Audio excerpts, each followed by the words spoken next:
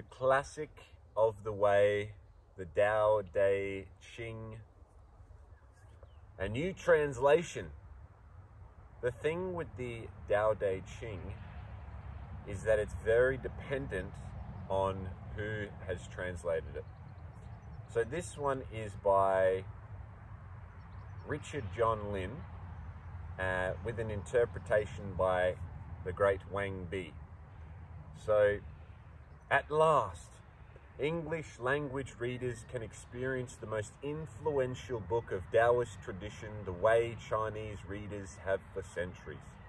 Richard John Lin's translation includes the essential commentary of the 3rd century scholar Wang Bi, whose interpretations of this classic helped to define it as a philosophy of life and one of the most significant works in the East Asian tradition.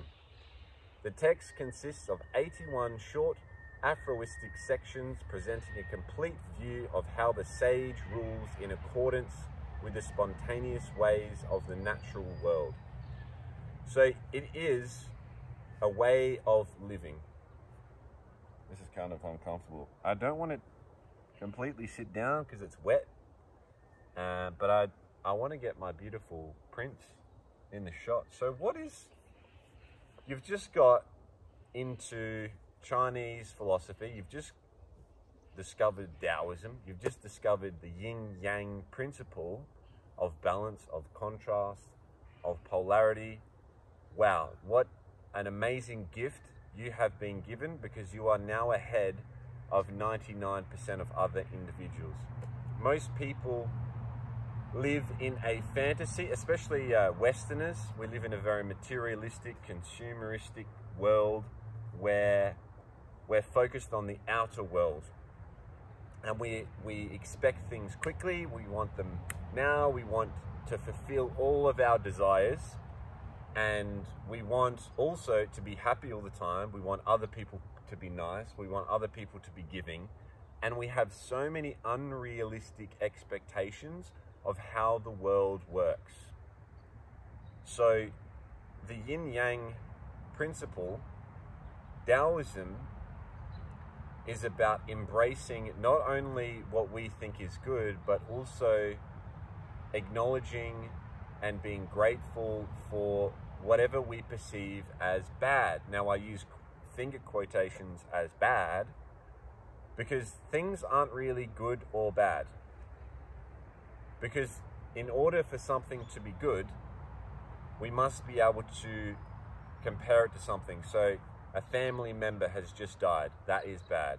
Okay, well, we must be comparing it to life. So is life good? Yeah, life's good. Death's bad. Okay, well, how is life created?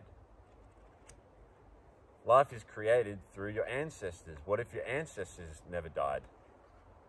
Then would you still value life? So value is in scarcity. If everyone always lived, there would be no value on life. Sometimes we confuse value with unrealistic expectations of the world. If we value life, if we really valued life, we would embrace death, wouldn't we? If you had a fantasy and unrealistic expectations of life, then you would never want to die, because that is like a made-up thing in your head. But when you really think about it, and that's what this whole book is about, it's like things that you can pick up and really think about, and you're like, the nameless but the named, and the flowing but the dry, and the heaven but the formless, right? The thing that cannot be named. What is it? It makes you think. But why do you think this book has prevailed for thousands of years? It's because we all unconsciously know that you can't always be nice and positive and happy and an angel and giving and altruistic and an angel all the time. We have both. We're both kind and cruel. We're both happy and sad. We're both positive and negative. We're both an angel and a devil.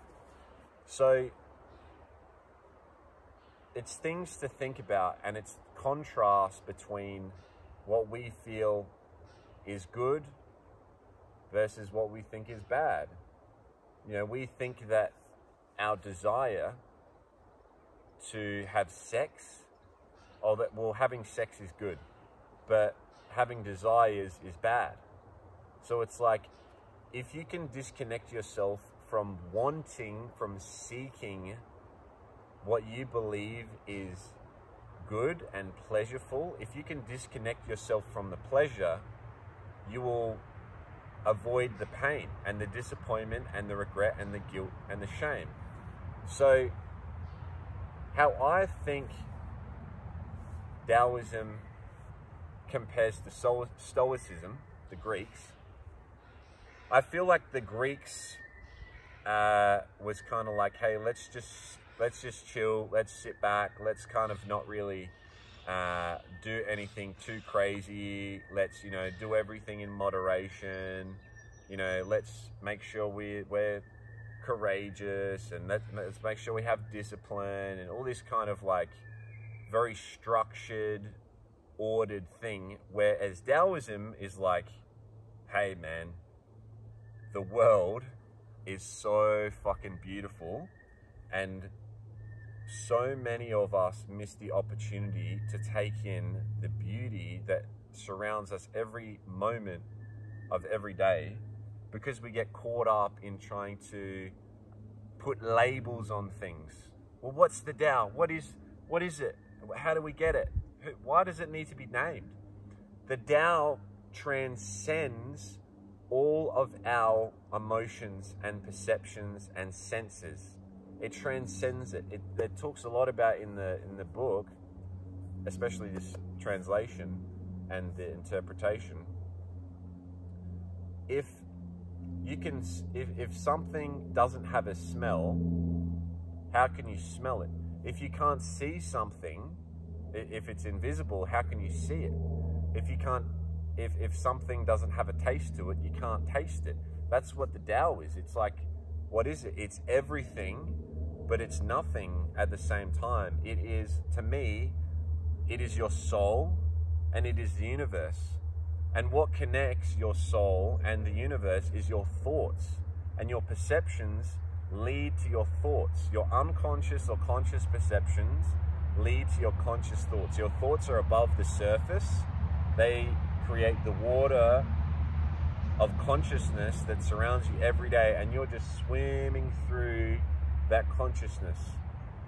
Now, if you feel like you want to swim to the top and fulfill all of your desires, or you want to keep swimming down and explore the darkness and explore, you know, what's it like if I really challenge myself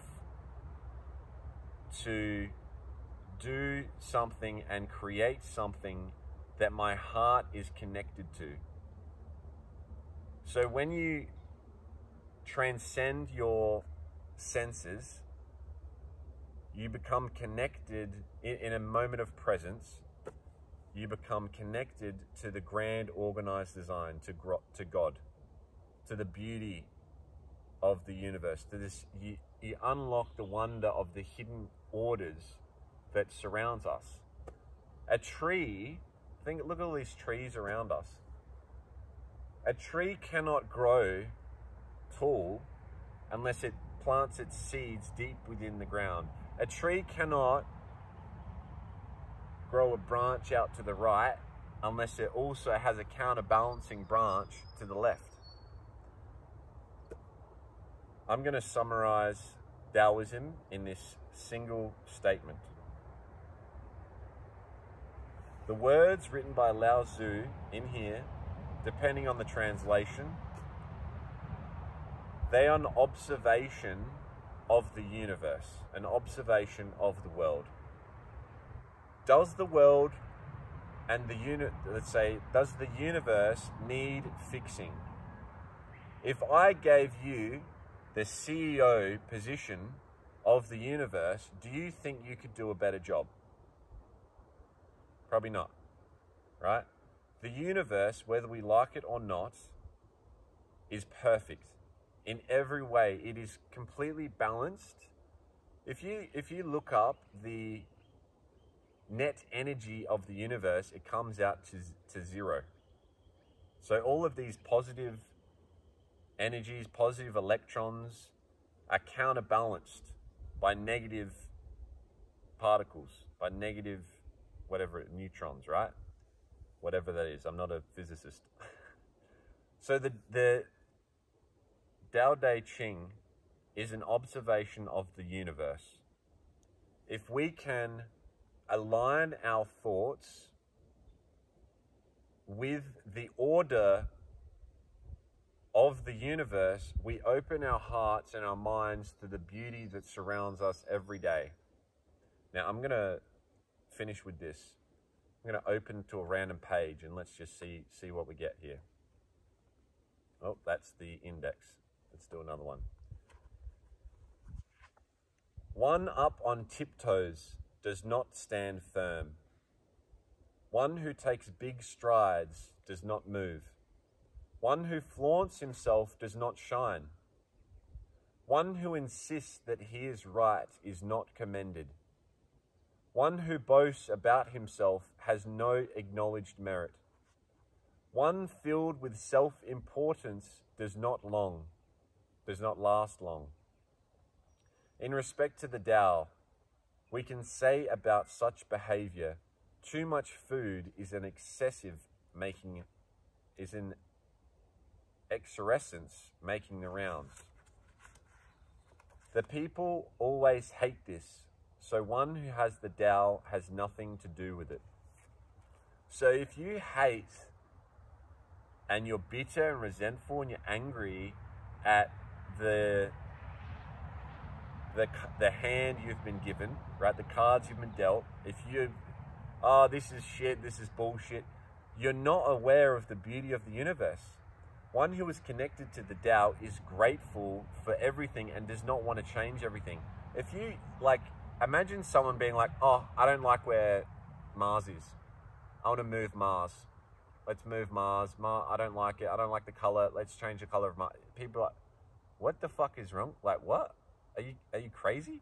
That's like when someone says, oh, I wish my girlfriend didn't break up with me. Oh, I wish that I hadn't been fired from my job. Oh, I wish that things were different. I wish I wasn't angry. I wish people did what I wanted them to. What you're doing is you're disagreeing with the order, the Tao. You're disagreeing with it.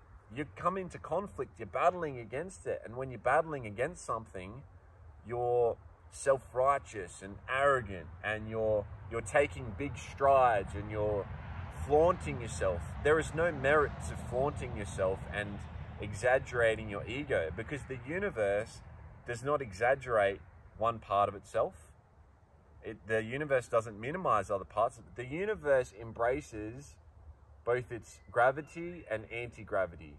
Its gravitation and its gravitas, gravity, levitas. It's gravitation and it's levitation.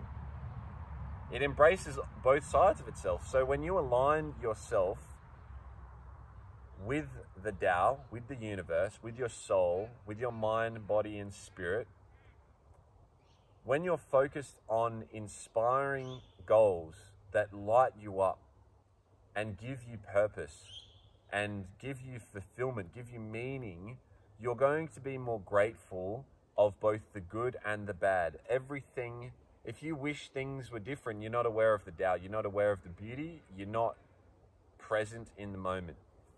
You're going to be seeking, you're going to be avoiding.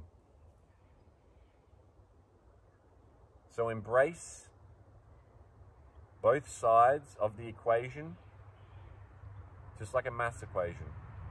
2 plus 2 equals 4.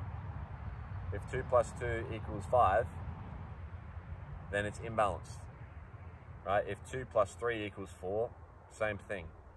So take the good with the bad,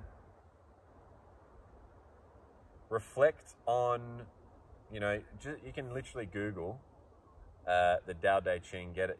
There's an app, it's everywhere. It's on YouTube. Read one thing a day, listen to it, whatever you want, and reflect on it. and implement it and see the world around you changing, see the world around you for what it really is, and own up to the beauty of who you really are. Thank you for watching. That has been my commentary on the Tao Te Ching with Prince. Subscribe.